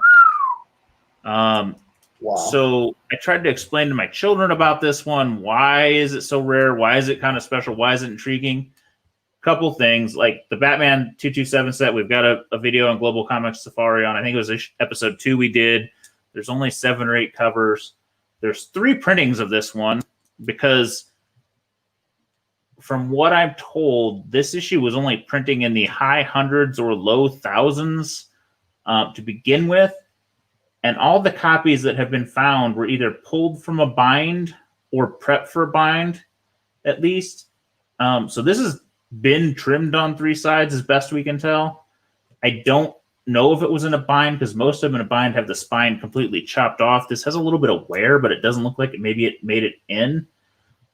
There's only a handful of copies known within the foreign collecting circuit. They made reprints of this, the second print, sometime in the 90s because nobody could find them. And it's really printed funny because they've stretched everything at the top and the edges on that reprint. So like this circle here becomes like an oval is how you tell it's a second print because they were all chopped up. So this is a very nice looking copy, even though it obviously has some missing edges. I don't know what to tell you.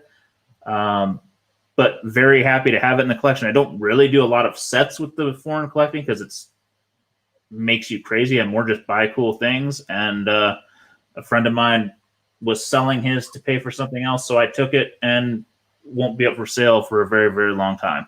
Wow. Robert says 5 total. I've gotten somewhere in that 4 to 6 range of known copies. And this is nicer than several of those. So that's it. Very cool. All right. She's here. I think There we we're go. ready for This is the Paul's Paul. problem. I'm going to go ahead and let Paul and his wife take over. Here we go, guys. A special, very special Paul's problem from a happily married couple of how many years? 8 years. 8 years. Congratulations, guys. Congratulations. I hope the problem isn't We made just it. We made it into pottery and bronze now. No, this is a classic. My wife has been with me for most of the problems. I've witnessed the problems. So we wanted to bring her on in front of our audience of 97 plus this evening. Thanks for sticking around, guys. And my wife's going to tell us her favorite Paul's problem story. Oh my gosh, so much pressure. So I plucked this guy up at the ripe young age of 21. So I've been able to live through lots of problems. Lots. So favorites. This is hard. Well, you got to tell your one favorite. I had to tell my one favorite. You got to tell your one. I've gone through the book over the episodes, but it's always good from another perspective. I don't know. What perspective? Yours. So me walking into most of your problems then? Whatever one is your favorite. I think I messed this up. I don't know if I can hear everybody. There you go. Am I good? Yeah, you're good. Okay. The suspense is killing us. So I like all of Paul's like cute problems, like his overthinking problems. So like when I walk, I think my favorite is really hard. I have like 2. I have 2. We got time for 2. Okay, good. So warm up, coming into the apartment, and Paul is frustrated, and he's like, you know what? I broke the cap on the shampoo bottle. I'm like, okay. He's like, so we had 2 identical shampoo bottles. So what I did was I transferred the shampoo from the broken one, that was kind of full, to the other one that was kind of empty. Paul, why didn't you just trade the caps? I thought of that afterward.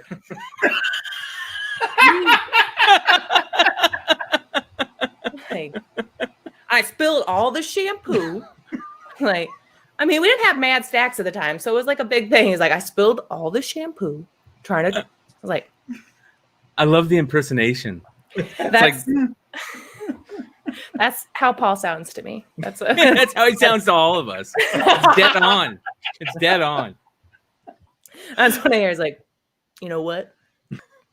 Wish I would have thought of that.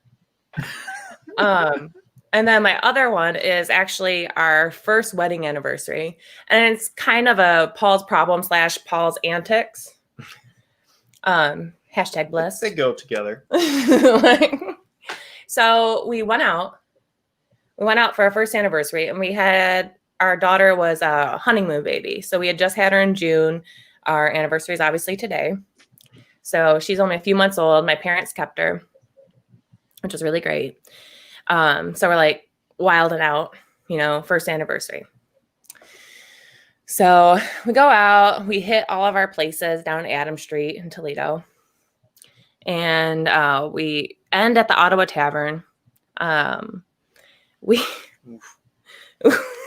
remember this one.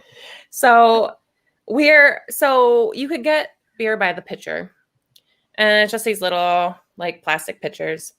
And Paul's at that point where he's like talking to strangers, like they've known each other for 100 years, like they're best friends.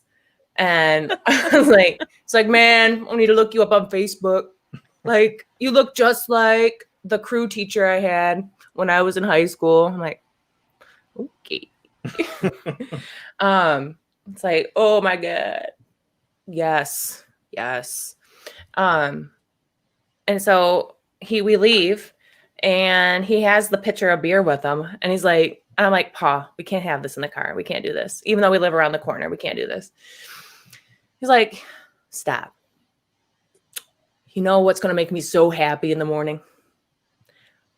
When I wake up and I see this picture in our refrigerator. like, okay, fair. That's fair. Why not? Okay. Nice pitcher of flat beer in the morning. That's all.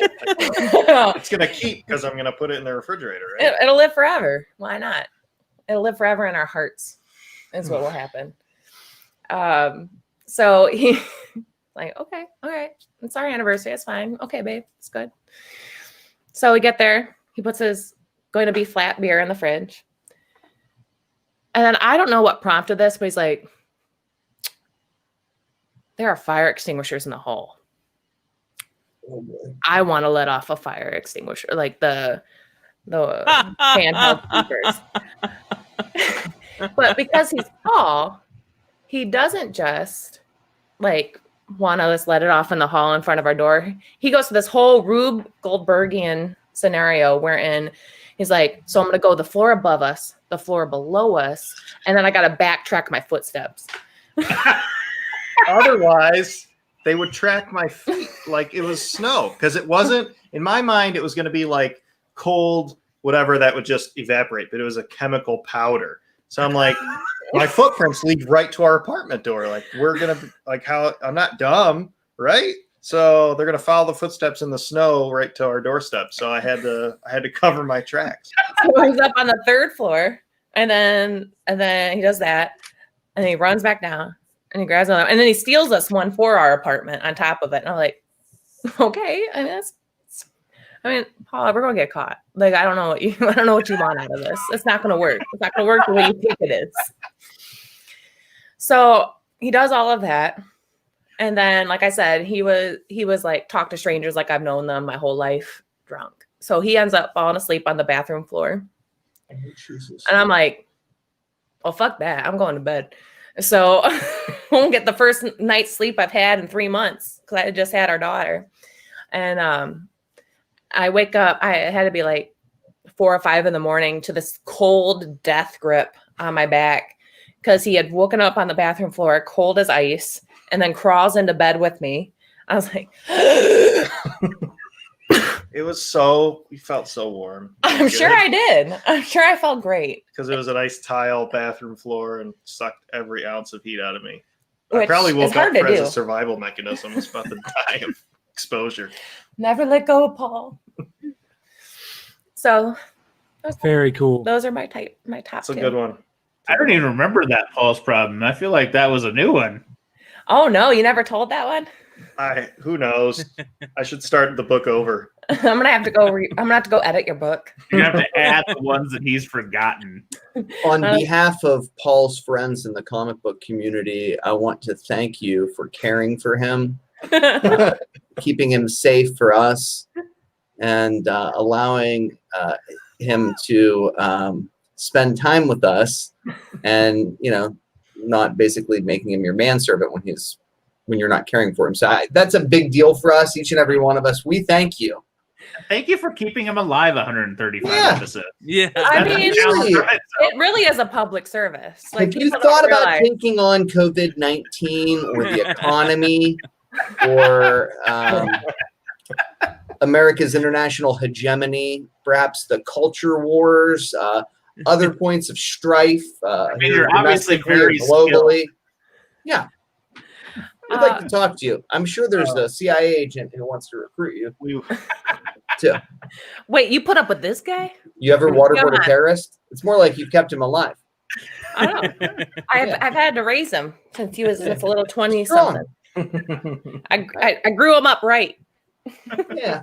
and she let me do a podcast on our anniversary. So, how about So, that? good question. Did he buy you a decoy purse? No. Paul, what are you doing, man? Oh, boy. What? No, Oh, His boy. decoy wallets. Oh, Oh God. Nah. He's still leaving fake 20s everywhere. If that makes anyone feel better. He slips them into everything. That's awesome, He dude. slipped them into a friend's purse before. Like There's not even a nothing friend, better like, than- like There's nothing better than a prank that you don't know if it's going to happen or not, but when it does happen, it's going to be really good, and you're not going to be there for it.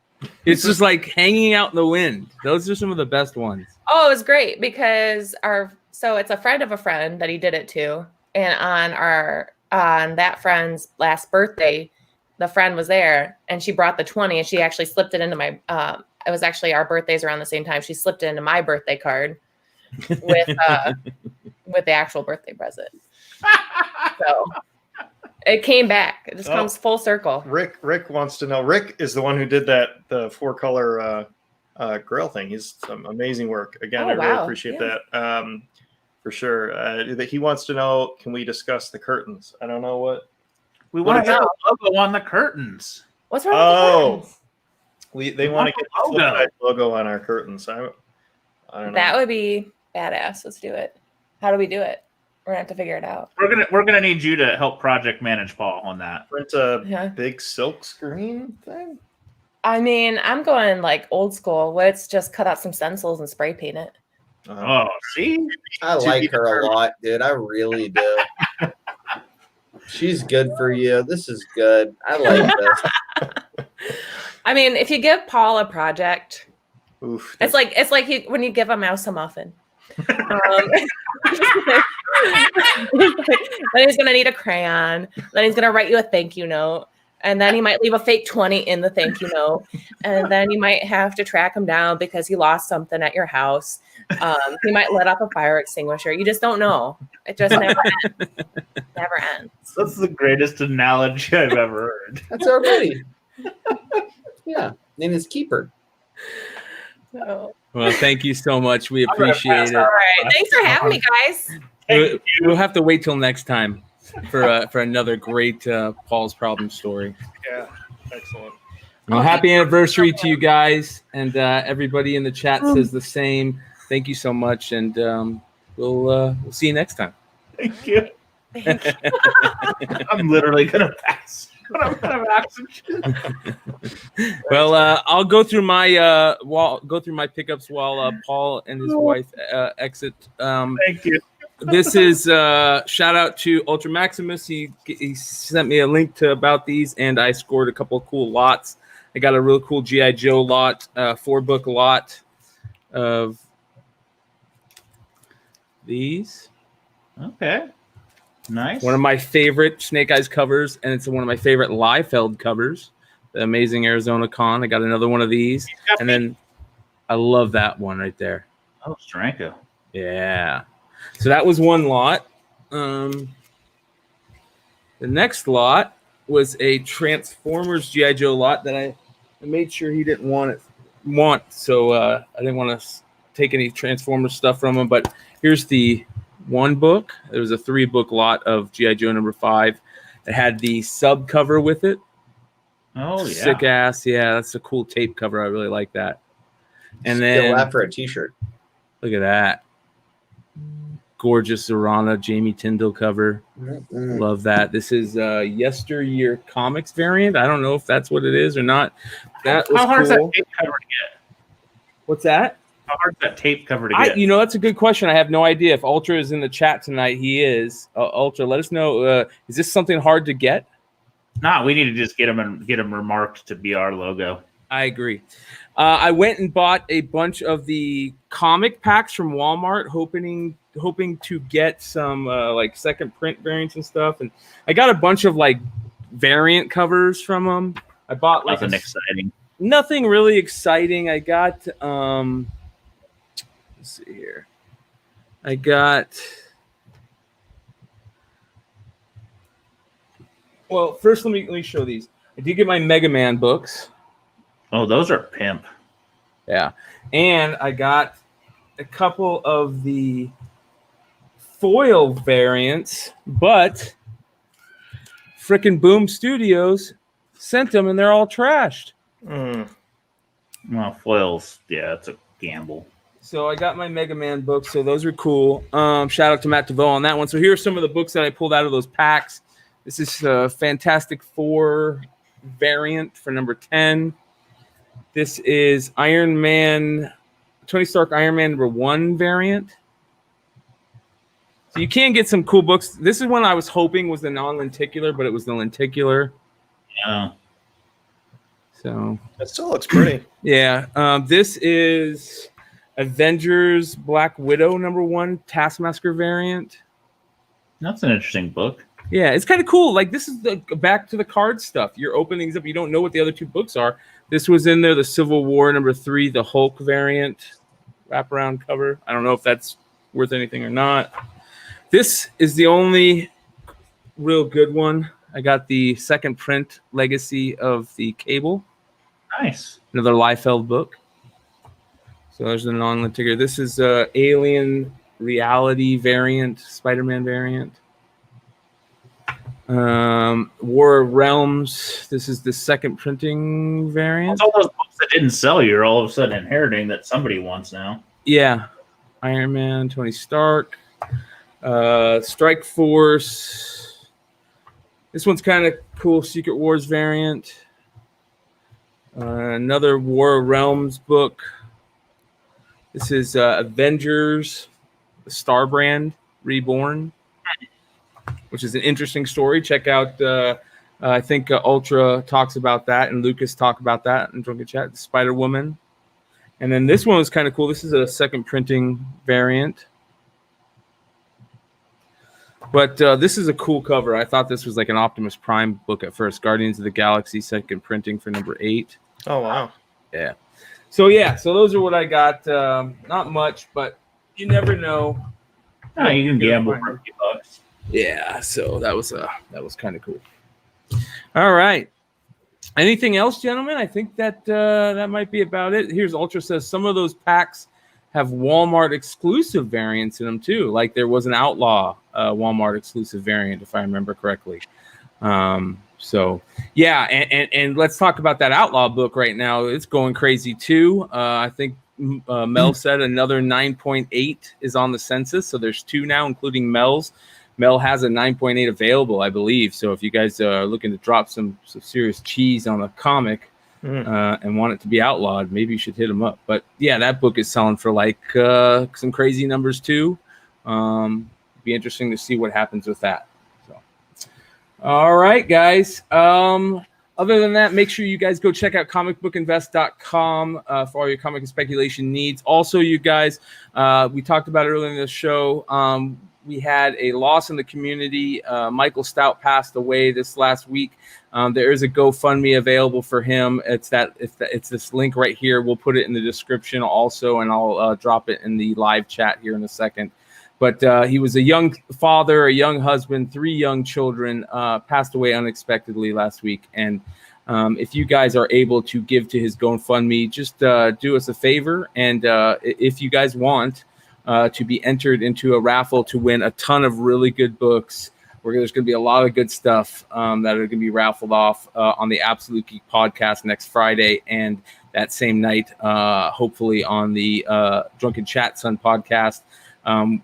Everybody that you guys can think of has donated stuff, and we're gonna, if you guys give to this GoFundMe page, make sure you put in the comments or send a screenshot to absolutegeekpodcast@gmail.com, and also say in the comments where you guys are from, whether it's the Tales from the Flipside family, the Drunken Chat Son family, the Absolute Geek family. Just let us know, and we'll add you to the list to enter to win those raffle books. So that being said, I think we're going to call it a night, gentlemen. Thank you to everybody that stayed with us. We will see you guys next time. Adios. See ya.